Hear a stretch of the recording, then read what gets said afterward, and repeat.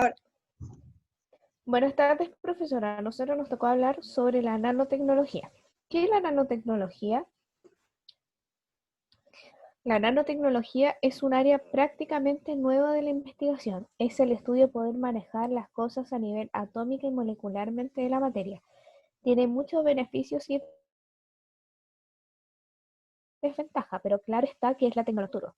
Nano significa enano. En el sistema internacional, un nanómetro equivale a 1 por 10 elevado a la menos 9 metros. La nanotecnología fue propuesta por primera vez en una charla llamada Hay mucho sentido en el fondo, un 29 de diciembre del año 1959, por el físico que años más tarde ganó un premio Nobel, Richard Feynman, quien decía que por qué no crear herramientas pequeñísimas, por ejemplo la de cirugías y operar a un paciente desde adentro. Como dato de interés, lamentablemente, Richard también es considerado uno de los creadores que inventó y participó activamente en la creación de la bomba atómica durante la Segunda Guerra Mundial. Pero no fue hasta el año 1981 donde un joven llamado Gervini, que creó la primera herramienta para ver átomos y fue llamada microscopio efecto túnel. A pesar de esto, Feynman sigue siendo considerado el padre de la nanotecnología.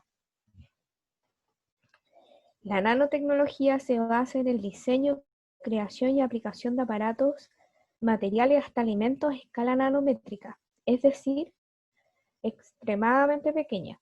Cabe mencionar que la materia, al ser tratada a escala diminuta, cambiaría totalmente sus propiedades, lo que da cabo a totalmente nuevas. Algunas de sus aplicaciones están en la medicina, farmacología, energía, en el medio ambiente, entre otras.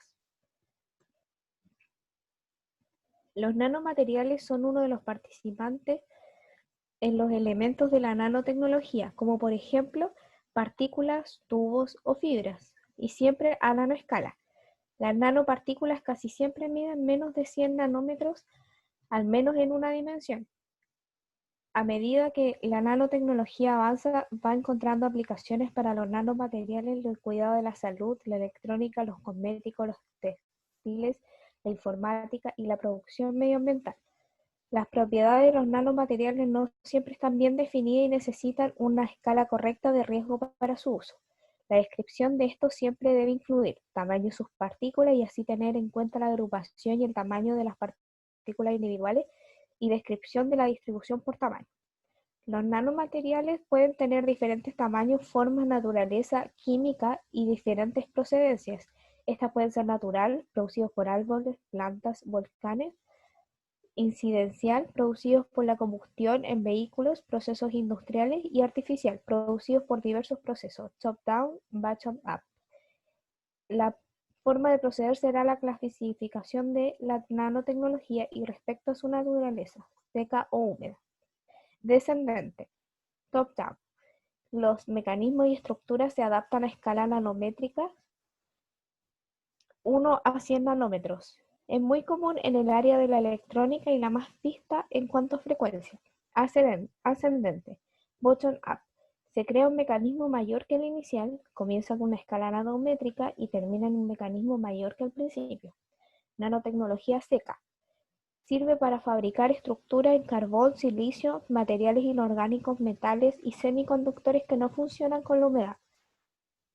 Nanotecnología húmeda. Esta se basa en sistemas biológicos que existen en un entorno acuoso, incluyendo material genético, membranas, enzimas, etc. Los nanomateriales pueden ser de naturaleza orgánica o inorgánica, como se ve en el PPT. Los nanomateriales orgánicos, fulenos, grafeno, nanotubos de carbono, nanopartículas. Los nanomateriales inorgánicos, nanocristales, nanoarcillas, nanonitrutos y carburos de silicio, nanopartículas de oro, plata, cobre y aluminio. Ejemplos y aplicaciones de la nanotecnología. Como ya sabemos, la nanotecnología abarca muchísimas áreas de conocimiento común, pero es más común encontrarlas en biomedicina o salud. Al ser aparatos tan pequeños, ayudan a mejorar el diagnóstico precoz y tratar enfermedades neurodegenerativas o el cáncer, por ejemplo, ya que son capaces de atacar células cancerígenas de forma más selectivas sin dañar células sanas. Electrónica.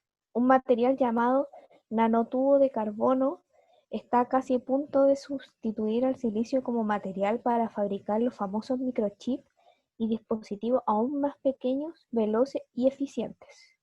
Por ejemplo, el nanocable, que es más ligero, buen conductor y resistente. Ambiental.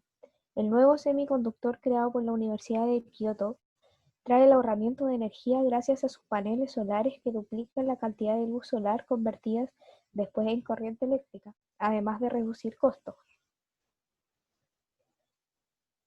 Medio ambiente. La purificación de aire, la depuración de aguas residuales con nanoburbujas o los sistemas de nanofiltración para los materiales pesados son algunas de sus aplicaciones positivas para el medio ambiente.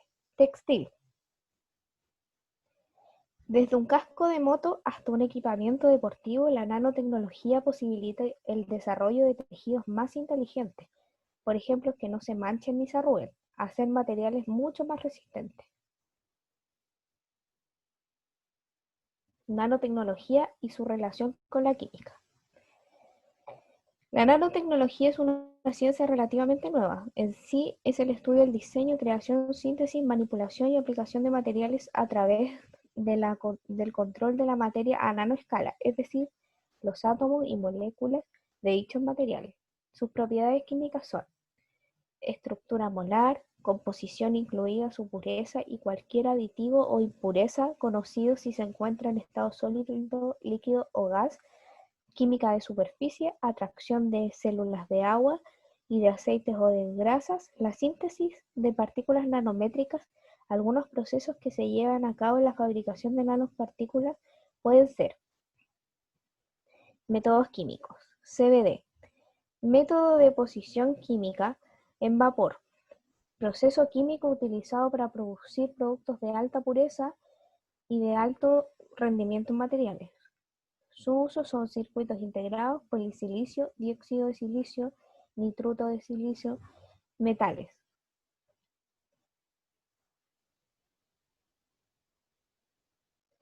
Reacciones químicas. Dióxido de silicio, el nitruro de silicio, metal.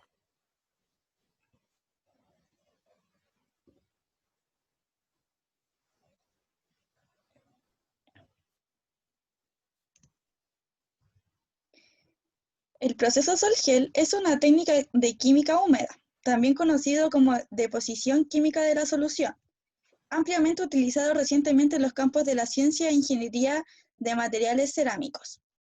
Estos métodos se utilizan principalmente para la fabricación de materiales, normalmente un óxido de metal, a partir de una solución química, Sol, corto para la solución, que actúa como precursor de red integrada, el gel, de partículas discretas o polímeros de la red.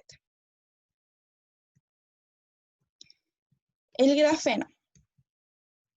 Esta rama manipula la estructura molecular de cada material a nivel molecular para cambiar sus propiedades insectas y así obtener con otras aplicaciones revolucionarias para la tecnología, como es el caso del grafeno. Es un carbono modificado y aún más duro que el acero, pero más ligero que el aluminio y casi transparente, o nanopartículas que emplean las áreas como la electrónica, la energía, la biomedicina y las defensas.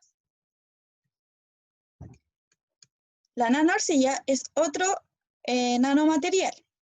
Es un compuesto por un mineral de arcilla con espesores de capas de 1 nanómetro. Las arcillas utilizadas presentan múltiples ventajas sobre las nanopartículas convencionales. Por ejemplo, en lugar de métodos químicos, se emplea agua para exfoliar o separar sus capas constitutivas, lo que permite mayor interacción con el plástico. De ese modo se logra el aumento de sus propiedades mecánicas. Se aplica en botellas de plástico, cartones de envase para alimentos. Otros tipos de nanomateriales son la nanopartícula de plata,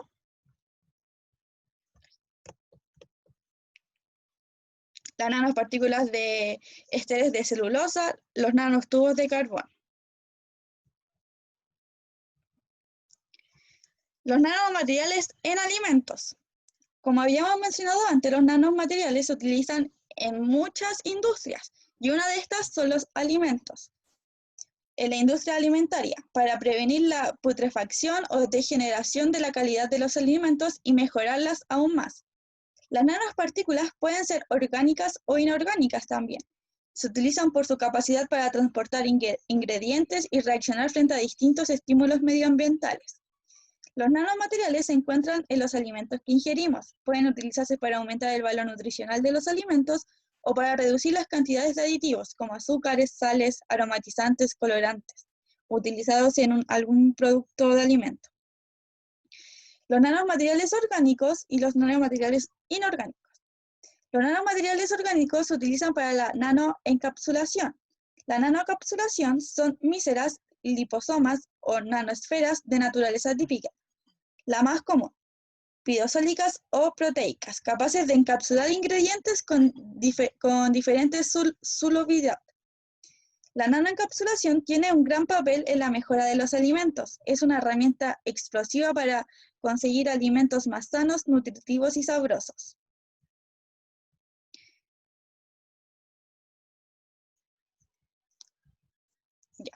Cabe mencionar que en la industria alimentaria se han identificado 3 grandes áreas en las que se considera la nanotecnología pueda contribuir de un beneficio.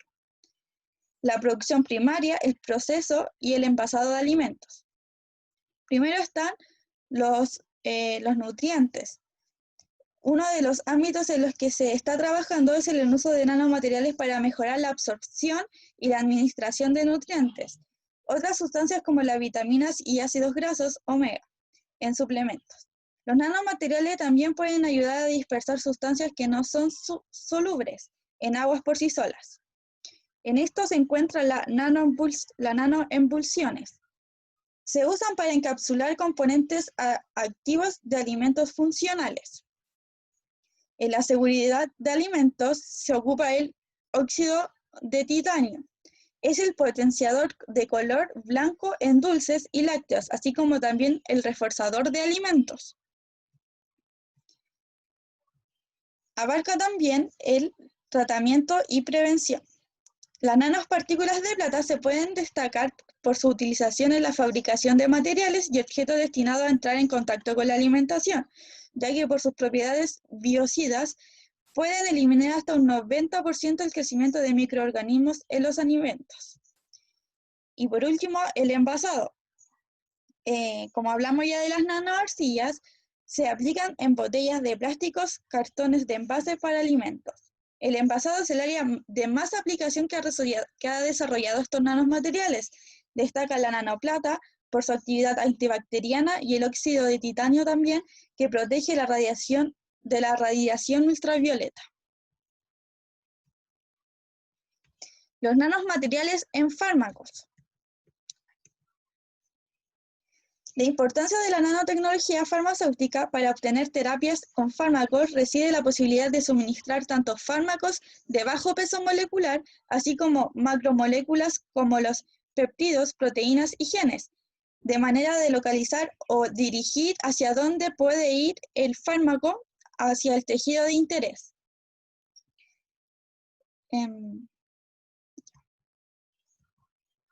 Ventajas de la incorporación de los nanomateriales a la formulación de fármacos. Tiene una mejora en la solubilidad y en la disminución de la toxicidad sistemática, reducir la degradación enzimática del fármaco teniendo lugar a una exposición más prolongada a niveles terapéuticos, las propiedades que presentan las nanopartículas como su tamaño nanométrico, y los microrobots, que son lo último en la nanotecnología en fármacos, porque son capaces de ayudar a las partículas de administración de fármacos a salir del torrente sanguíneo y llegar al sitio donde surge la enfermedad. Y esa sería nuestra presentación de nanotecnología.